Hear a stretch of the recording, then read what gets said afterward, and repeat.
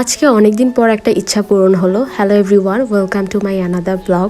তো আমরা ছোটোবেলা সবাই জানি যে বনভোজন হলে বা পিকনিক হলে আমরা কলা পাতা করে খেতাম। সেই দিনটা এখন আর নেই, এখন অনেক কিছু আধুনিক হয়ে গেছে, এখন আমরা ওয়ান টাইম প্লেট ইউজ করি। তো আমার অনেক দিনের একটা ইচ্ছা ছিল যে আমি গ্রামে আসলে কলা পাতায় পিকনিক করব। তো যেই বলা সেই কাজ। তো সেই দিন আমি প্ল্যান করলাম যে একটা পিকনিকের আয়োজন করব, সেখানে আমরা খাবারগুলো কলা পাতায় সার্ভ করব। তো এর জন্য আমরা ভাবলাম যে কি করা যায়, কি আইটেম। তো আমি বললাম যে খিচুড়ি করব। আমার অনেক দিন যাবত খিচুড়ি খেতে খুব ইচ্ছা করছিল, তো ভাবলাম যে আমরা খিচুড়ি রান্না করব।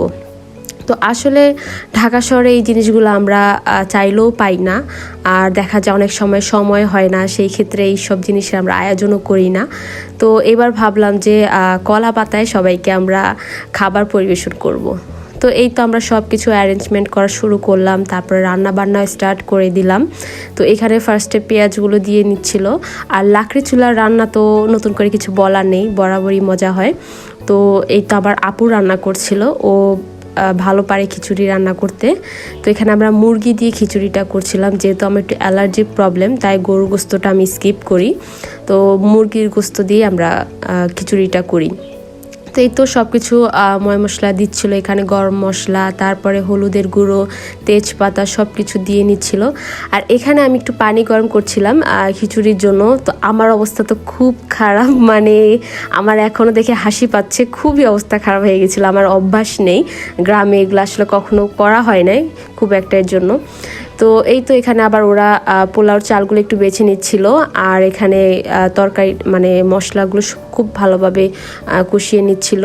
তারপরে আলু দিয়ে দেয়, তারপর হচ্ছে চাল ডালটা একসাথে মিক্স করে দিয়ে দিচ্ছিল।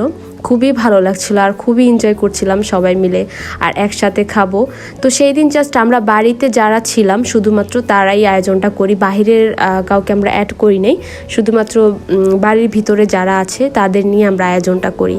তো এখানে আবার সালাদ বানাচ্ছিল শসা দিয়ে, আর শসাগুলো খুব একদম তাজা তাজা শসা ছিল।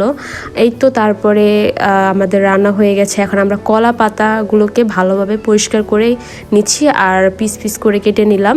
এখন আমরা এগুলোতে সার্ভ করব, আর সবাইকে আগে ভাগে ভাগে দিয়ে নিচ্ছিলাম, তারপর আমরা কলা পাতায় এগুলো সার্ভ করব। তো এই তো আমি নিচ্ছিলাম, খুবই সুন্দর একটা গ্রান ছিল। আর খিচুড়িটা না সেদিন অনেক মজা হয়েছিল, আমি অনেকগুলো খিচুড়ি খেয়েছিলাম কালকে, মানে সেই দিন। তো তারপর একটু সালাদ নিলাম। এই তো সবাই মিলে আমরা একটু ভিডিও নিচ্ছিলাম, সবাই খুব সুন্দর করে তার প্লেটে সাজিয়ে নিচ্ছিল।